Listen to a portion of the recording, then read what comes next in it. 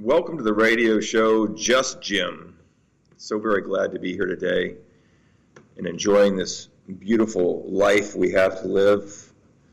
I'm in paradise in Sarasota, Florida, so I'm really enjoying being embraced by the beauty of nature and all that it has to hold. It's a bit windy and bright and sunny today, and enjoying as the fall comes in and gives us a tiny bit of cooler weather.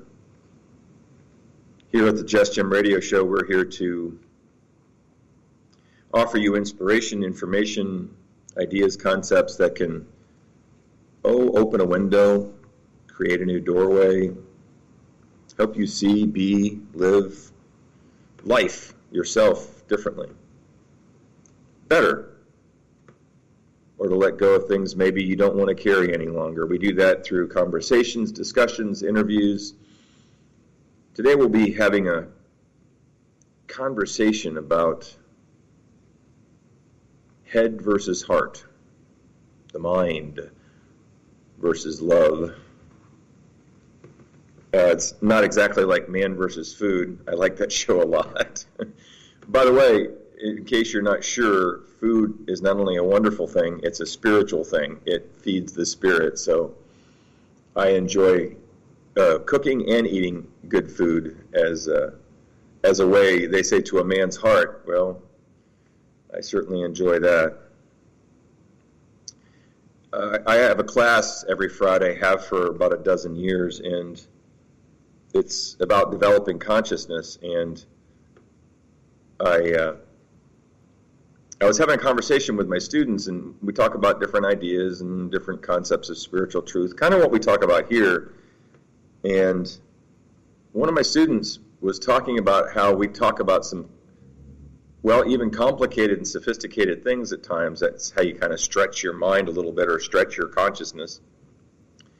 And she came to the realization that for her, it was very simple right now. And she said, the way I have to look at it with the way I'm living right now is love is everything.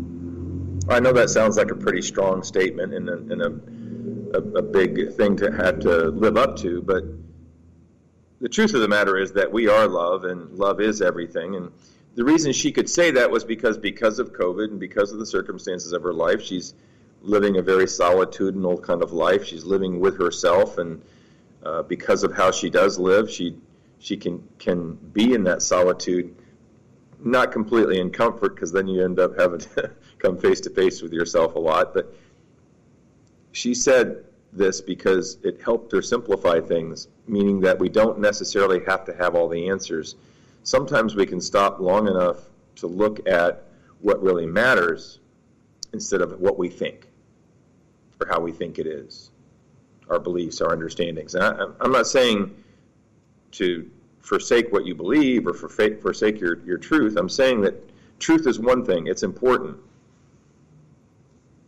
And if it's expressed or communicated or shared in a way that, isn't imposed or isn't the right way, that makes it personal, my way, the way.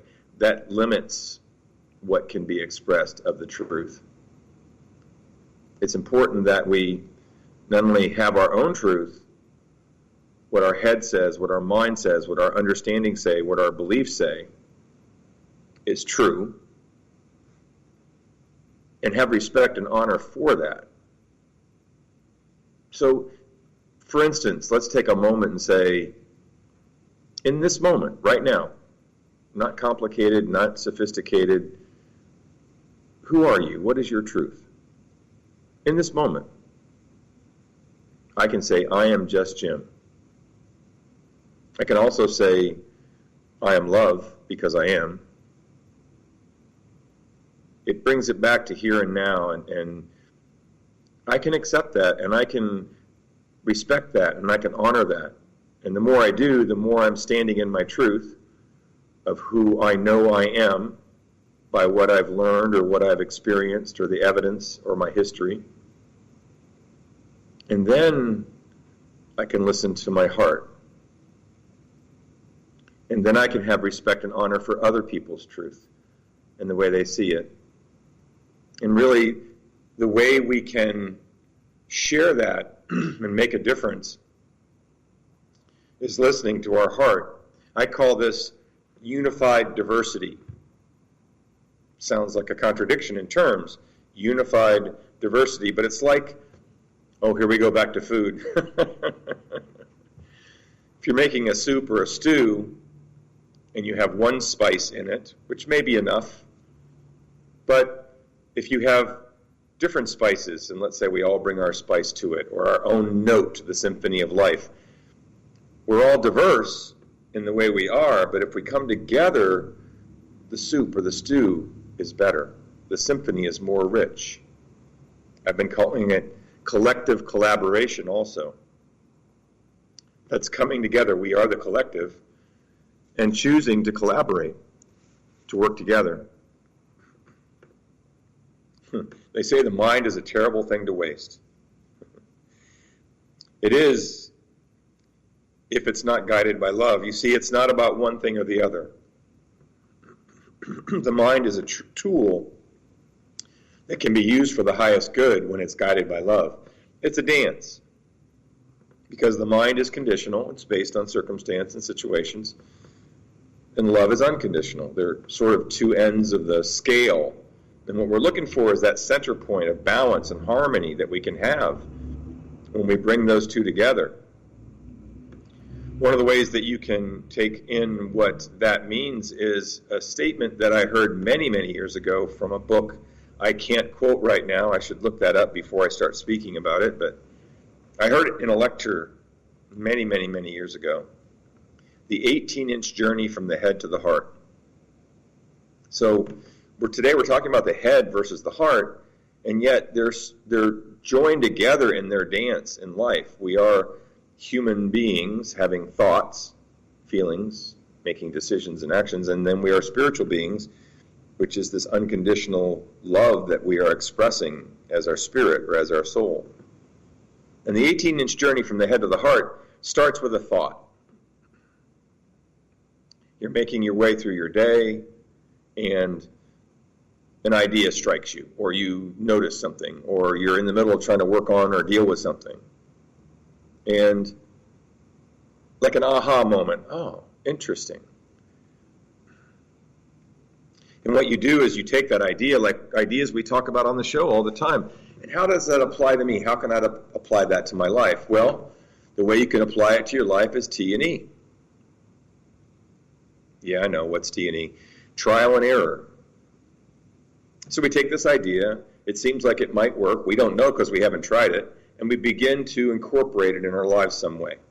The first time we do that, it takes a little bit of effort because we haven't done it before. We haven't used it before. We haven't developed trust in it yet. But as we try it, and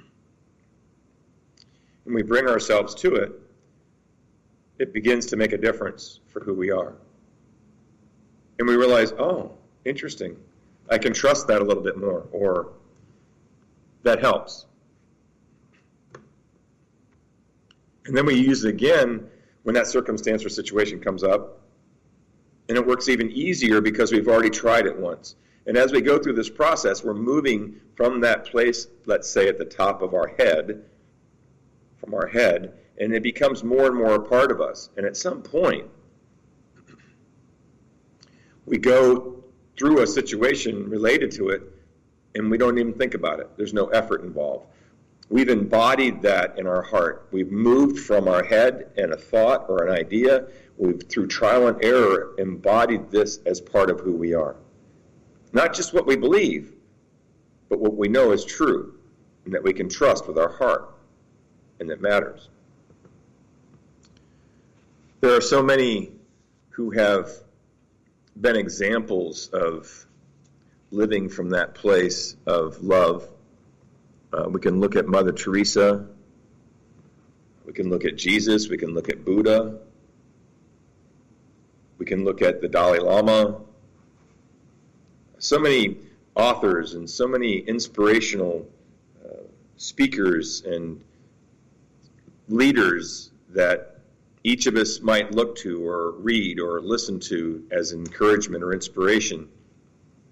come from this place really of love. It's the basis of who they are and why they do what they do. It's like woven into their purpose. It's almost as if they couldn't make a difference in the world unless they lived with an open heart and they came from that place instead of what they believed they wanted for themselves. Now, I'm not at all talking about saying we should do without or forsake having a fulfilling life. I'm saying the opposite. I'm saying that we can get caught up in the practicality of our head so much that we can forget that we are not the leaf on the river flowing. We are the river itself. We are that power and that flow. And that's what our love is and our heart is. And it can carry whatever it is we're thinking or experiencing or wanting to create into creation so much easier. There are spiritual laws that govern some of these kinds of things. When I say spiritual laws, I'm not talking necessarily like commandments. These are more statements of truth that help us see ourselves differently or experience ourselves differently. There are things we can look at like spiritual principles that help us see life for what it is and then choose how that fits for us. One of the spiritual laws is the law of love. And it basically says that that's what we are. That's what God, source, spirit, that's what all that is an expression of love. What else could the infinite and the unlimited energy of life and creation express itself into this conditional reality through but love? It's the vehicle that is so open that it is the river, the riverbed, it is the power of the river, it is its origin, its destination, and we have the opportunity to recognize that we are that expressed and experienced in this world, this conditional reality that we're living in together. And the world is a better place when we come from our heart and choose to be that love. There are spiritual laws that refer to the mind and thoughts too, the law of freedom. That law of freedom is about personal responsibility. Well, hold it. Yeah, us having the choice. I know it doesn't always seem that way. I know that even like right now, look around us, it seems like this whole thing is happening to us. It's like got the world in its grip, this COVID situation that are we emerging from it? It's hard to say what's really going on and what the truth really is. I think the truth comes back to where we are and who we are and what our head says in this moment is, but we do have to deal with what's going on around us. And so personal responsibility starts with our choices for ourselves and then ripples out from us into the world. And it isn't just about the choices we make, being responsible for our life. Responsibility is the ability to respond. It's how we show up. It's how we see life. And we can certainly box ourselves in, so to speak, or categorize ourselves, or outline ourselves, or strategize ourselves with our mind. It's a very important tool. It's a vehicle through which we're able to live in this conditional reality. And yet if we fill it with and share it from this place of love that we are, then we actually have the freedom as we choose. Imagine for a moment you're in a situation at work, or you're in a situation in a friendship or a relationship, and